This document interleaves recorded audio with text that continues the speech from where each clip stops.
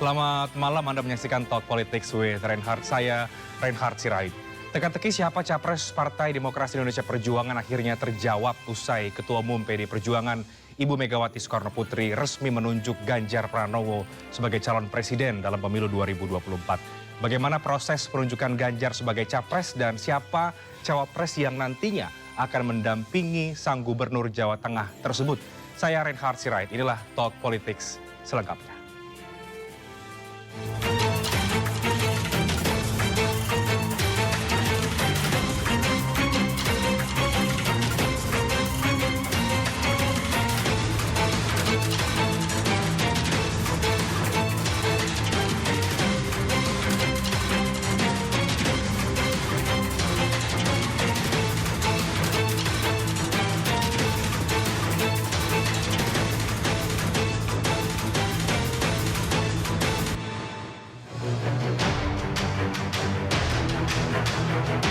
Pengumuman Ganjar Pranowo sebagai bakal calon presiden PDIP disampaikan langsung oleh Ketua Umum Megawati di Istana Batu Tulis Bogor pada 21 April 2023. Dengan mengucapkan Bismillahirrohmanirrohim, menetapkan Saudara Ganjar Pranowo untuk ditingkatkan penugasannya sebagai calon presiden Republik Indonesia dari Partai Demokrasi Indonesia Perjuangan. Pengumuman ini pun turut dihadiri Presiden Joko Widodo, Ketua DPR Puan Maharani, Sekjen PDIP Hasto Kristianto, Ketua DPP PDIP Prananda Prabowo, Menseskap Pramono Anung, serta sejumlah tokoh PDIP lainnya. Dalam pidatonya, Ganjar berjanji akan berjuang sebaik-baiknya pada pemilu presiden 2024. Terima kasih. Dengan mengucap Bismillahirrohmanirrohim, insya Allah kami akan melaksanakan tugas ini dengan sebaik-baiknya. Sementara itu, Presiden Joko Widodo mengapresiasi dan menghargai keputusan Ketua Umum PDIP Megawati Soekarno Putri yang telah menunjuk Ganjar Pranowo sebagai calon presiden. Saya sangat mengapresiasi, saya sangat menghargai keputusan Ibu Megawati Soekarno Putri, Ketua Umum PDI Perjuangan yang baru saja mengumumkan keputusannya bakal calon presiden yang diajukan oleh PDI Perjuangan, yaitu Bapak Ganjar Pranowo. Usai resmi mengumumkan Ganjar Pranowo sebagai bakal calon presiden PDIP, Megawati pun kemudian menyematkan kopiah atau peci hitam kepada Ganjar. Megawati mengatakan kopiah merupakan budaya orang Indonesia dan menjadi lambang nasionalisme. Dengan penunjukan Ganjar sebagai calon presiden dari PDI Perjuangan, Megawati memerintahkan seluruh jajaran kader PDI Perjuangan di seluruh Indonesia untuk segera bergerak memenangkan umum 2024. Dengan pencapresan Ganjar Pranowo, akankah merubah peta koalisi pemilu 2024?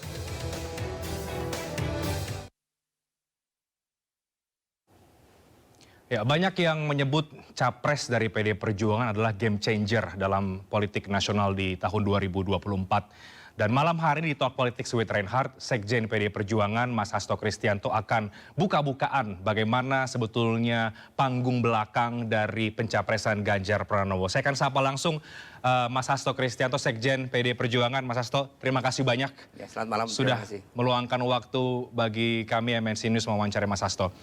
Terkait dengan pencapresan Ganjar tentu saja. Saya izin Mas Hasto meminjam istilah Bung Karno mengguncang.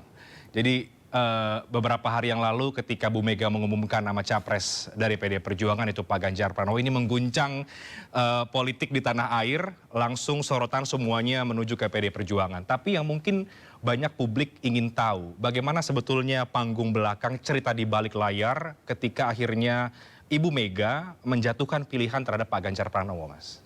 Bagi PD Perjuangan terlebih Ibu Megawati Soekarno Putri, kami tidak pernah membedakan antara panggung depan dan panggung belakang karena berpolitik itu membangun peradaban. Berpolitik itu digerakkan oleh akal budi dan juga terang hati nurani. Karena itulah Ibu Mega setelah berdialog cukup lama, berkontemplasi, bahkan sinyal-sinyal itu kalau kita lihat secara jernih itu sudah diberikan cukup lama. Ibu Mega kan di dalam sambutan beliau menegaskan setelah mencermati, setelah melihat, mempertimbangkan, dan juga menggunakan akal budi dan nurani yang bening, maka beliau menetapkan Bapak Ganjar sebagai kader dan petugas partai pada tanggal 21 April jam 13.45.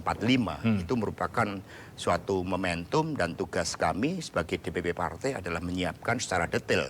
Karena Ibu Megawati Soekarno itu, Bu Megawati itu sangat detail beliau.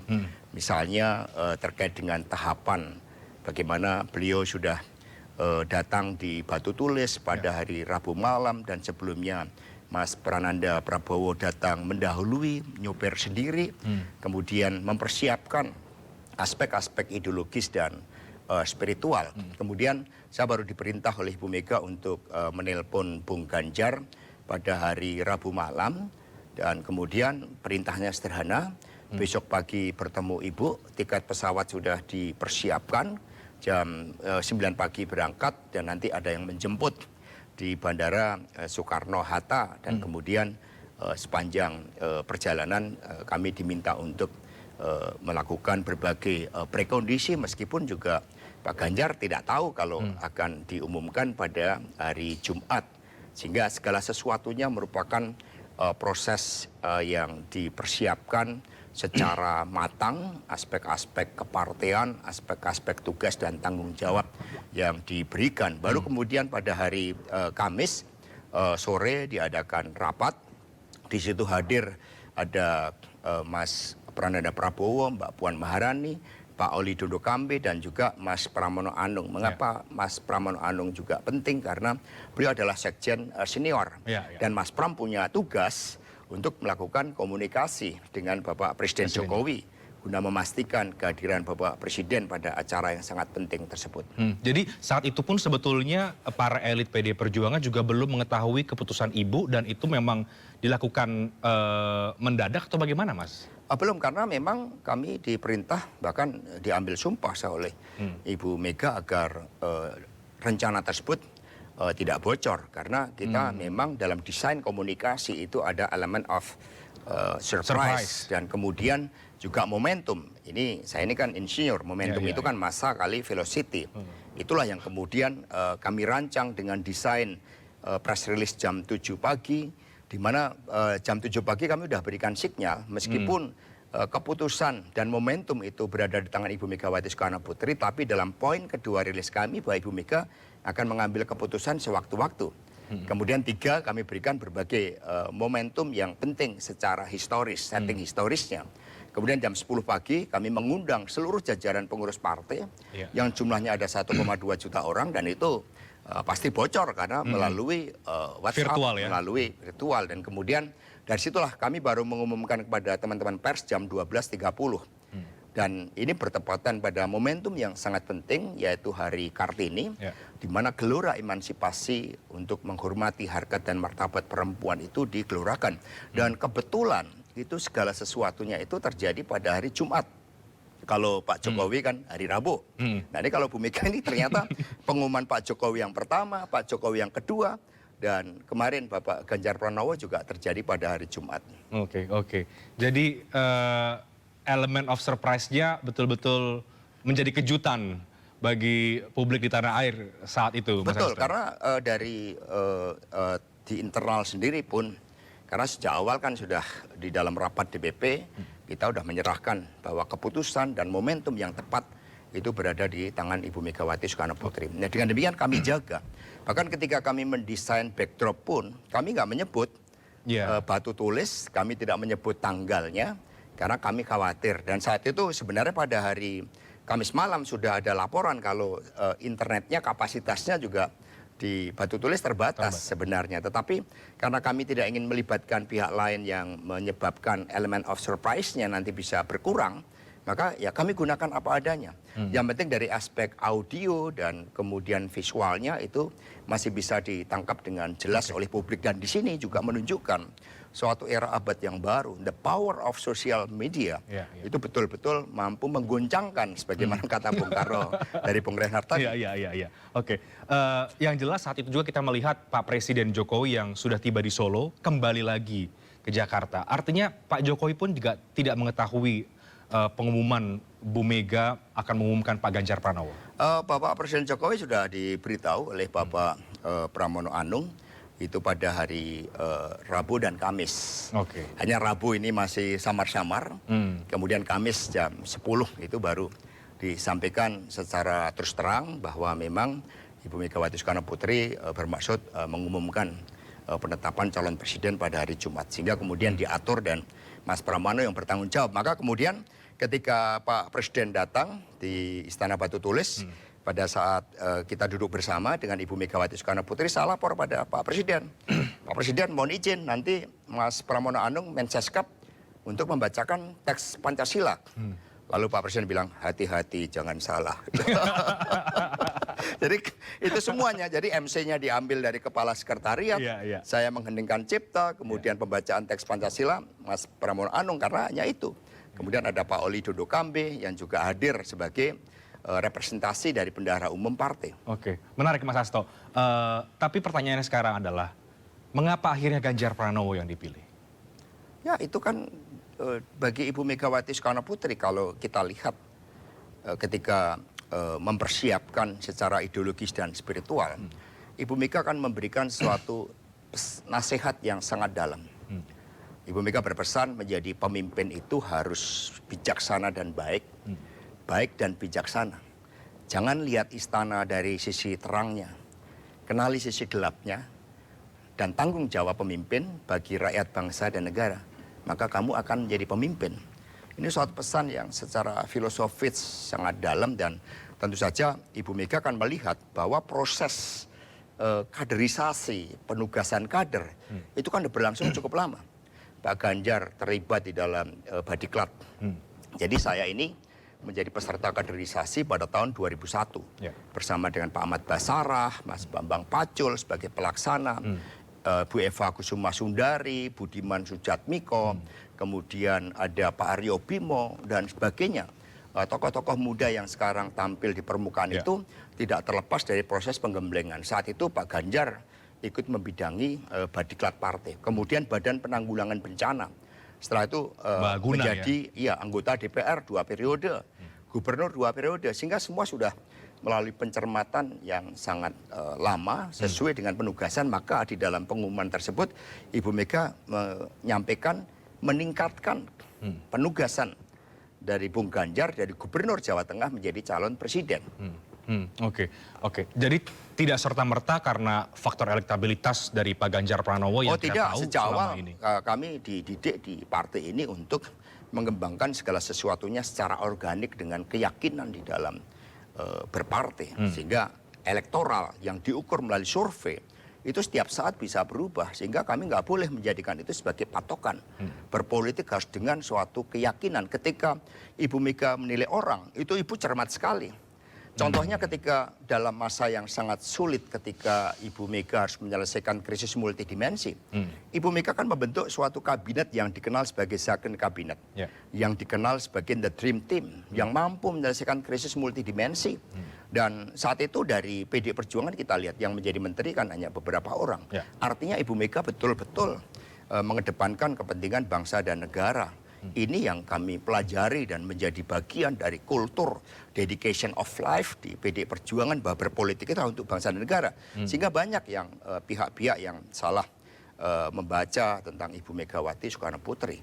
Beliau betul-betul mengingatkan kepada kami-kami yang muda untuk berpolitik itu harus dilakukan dengan kebijaksanaan dan kebaikan. Oke, jadi bukan serta-merta soal elektabilitas saja. Bukan elektoral, tetapi lebih pada kematangan ideologi, sudah mengalami penugasan-penugasan. Jadi misalnya dulu Mas Pramono Anung menjadi sekjen, menggantikan almarhum Pak Cip, karena beliau sebelumnya menjadi wakil sekjen. Saya menggantikan Pak Cahyo, karena saya sebelumnya menjadi wakil sekjen. Sehingga segala sesuatunya itu tidak ada suatu jalan pintas. Semua tidak instan ya Mas Hasto ya? Oke. Beberapa waktu belakangan kita tahu bahwa ada statement penolakan Pak Ganjar soal timnas Israel. Kalau kita flashback ke belakangnya, Mas Hasto, yang itu sejalan dengan PDI Perjuangan.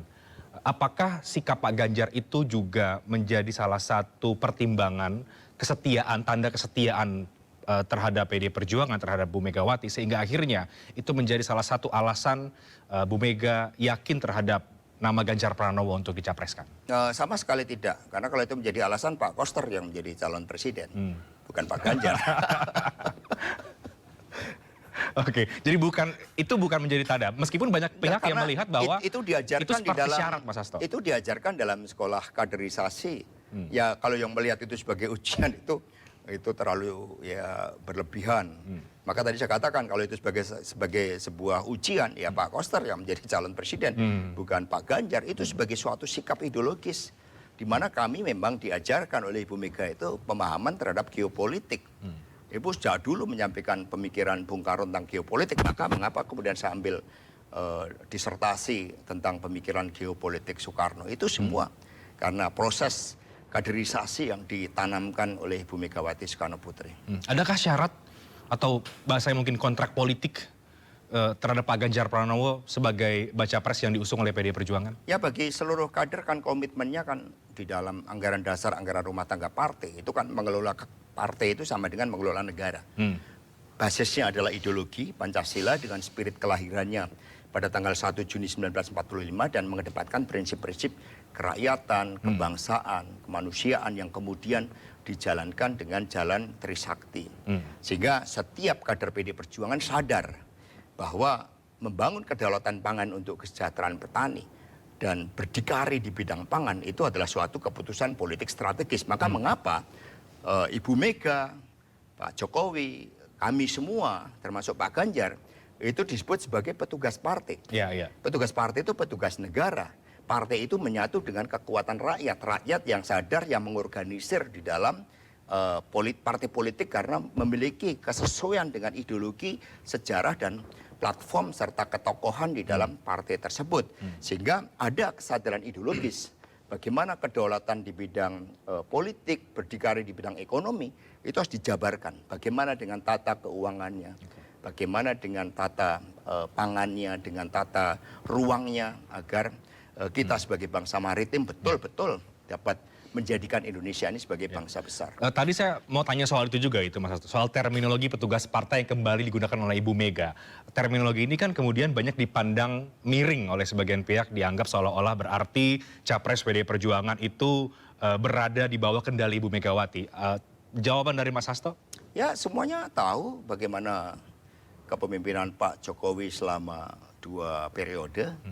Jadi petugas partai ini dalam perspektif bahwa siapapun di dalam sistem demokrasi yang sudah mapan di Amerika Serikat sekalipun, ketika misalnya George Bush dari Partai Republik saat itu, mengapa dia mengambil sikap politik luar negeri yang agresif?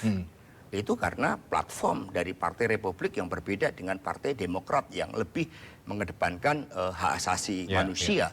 Demikian pula di Indonesia, siapapun yang menjadi ketua umum partai dalam hal ini Ibu Megawati Soekarno Putri, beliau adalah petugas partai karena kekuasaan tertinggi itu berada di Kongres. Dan Kongres itu dihadiri oleh utusan-utusan yang merupakan representasi dari kader-kader partai yang mereka menyerap aspirasi rakyat. Sehingga menjadi petugas partai itu artinya memperjuangkan kepentingan rakyat, bangsa, dan negara di atas segalanya. Bagaimana agar spirit rakyat bisa adil dan makmur, kita bisa membangun kedaulatan pangan, pendidikan kita bisa lebih hebat dari Singapura, kemudian penguasaan ilmu pengetahuan dan teknologi bisa lebih hebat dari negara-negara tetangga. Itu tugas yang diberikan kepada kami semua. Kami nggak pernah mencampur adukkan antara kepentingan politik ideologis partai di dalam kepentingan-kepentingan elektoral. Kan dulu kan ada partai politik yang menjadikan dia tidak menggunakan terminologi seperti PDI Perjuangan, tetapi seluruh elemen kekuasaan itu dipakai untuk menaikkan perolehan suaranya sehingga naik 300%. Kalau PDI Perjuangan kami tidak diajarkan untuk itu. Ibu Mega selalu menegaskan berpolitik dengan baik atas dasar keyakinan. Kalau toh kita dipercaya rakyat, itu karena melalui kerja keras di tengah rakyat. Itu karena turun ke bawah.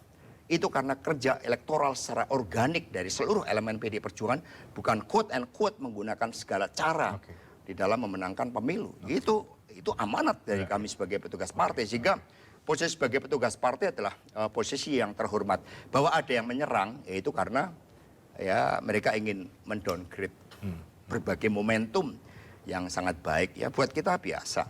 Tidak Yang masalah penting, dengan kami yakin konotasi petugas partai itu soal buktinya kepuasan terhadap Pak Presiden Jokowi itu juga tinggi.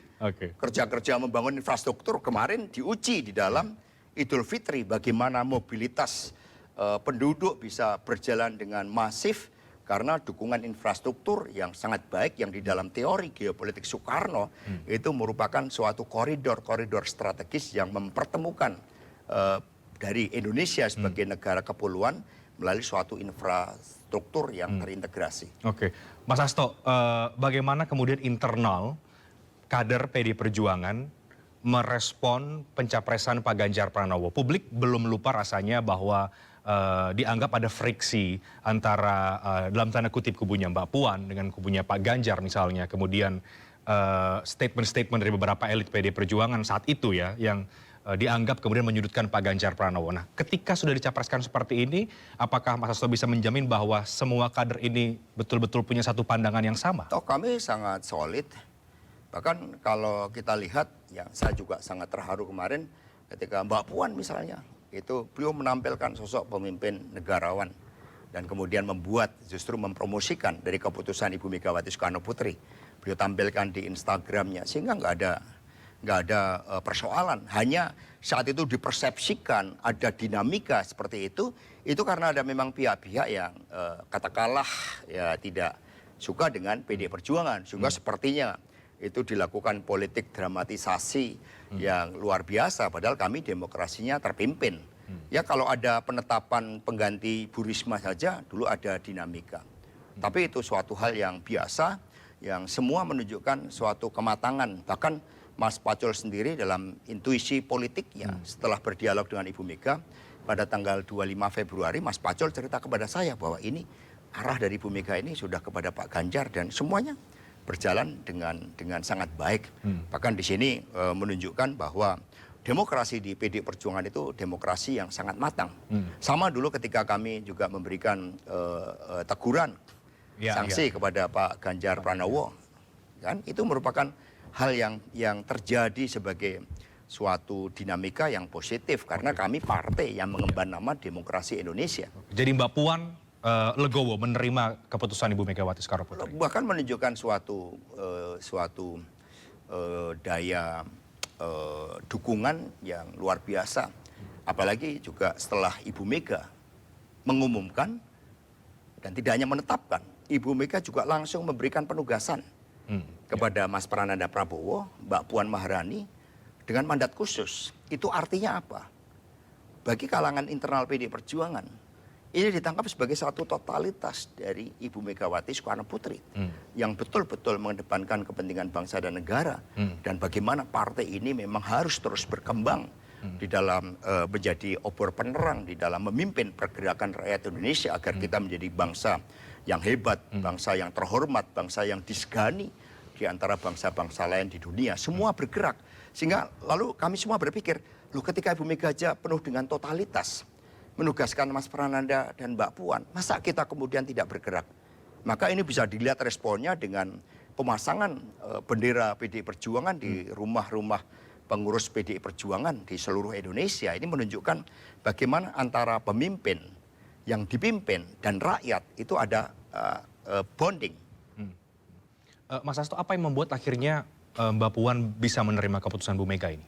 Loh, Mbak Puan sudah lama kalau kita lihat tanggal 9 Januari sebelum ulang tahun partai, Mbak Puan sudah memberikan suatu sinyal-sinyal di situ bahwa menjadi pemimpin itu juga ditentukan. Tidak hanya dari aspek-aspek bagaimana pemimpin dipersiapkan, tapi juga campur tangan dari Tuhan Yang Maha Kuasa, Allah Subhanahu wa Ta'ala. Itu kan dilakukan dengan baik. Kemudian Ibu pada tanggal 10 Januari ketika beliau menyampaikan pidato politik pada tanggal 10 Januari tersebut, bagaimana kita akan mencalonkan kader dari internal partai, bagaimana beliau sebagai ketua umum, sebagai petugas partai yang mendapat mandat dari Kongres akan menggunakan kewenangannya dengan sebaik-baiknya. Ini kan merupakan hal yang menunjukkan bagaimana demokrasi terpimpin di PD Perjuangan itu sangat matang dan ada connection-nya dengan harapan rakyat. Ya, demokrasi terpimpin seperti yang dulu Bung Karno terapkan ya, Oh ya, betul. Mas Hasto. Artinya tidak ada friksi lagi di internal PD Perjuangan, sama sekali tidak ada friksi nggak ada, setelah sama sekali nggak ada. pencapresan Mas Ganjar ini. Fokus untuk pemenangan sekarang. Ya sekarang semua fokus ke pemenangan karena perintah harian dari Ibu Ketua Umum juga sudah disampaikan oleh beliau. Nah, bagian dari pemenangan Pak Ganjar tentu adalah elemen cawapres. Hari ini saya dengar kemudian Mas Hasto dan PD Perjuangan juga menggodok nama-nama cawapres bagi Pak Ganjar Pranowo. Siapa sosok yang kemudian menurut pandangan PD Perjuangan ini layak mendampingi Pak Ganjar Pranowo? Tapi dijawab nanti Mas Hasto. Kita jeda terlebih dahulu. Kami akan segera kembali sesaat lagi. Tetap bersama kami di Talk Politics with Reinhardt.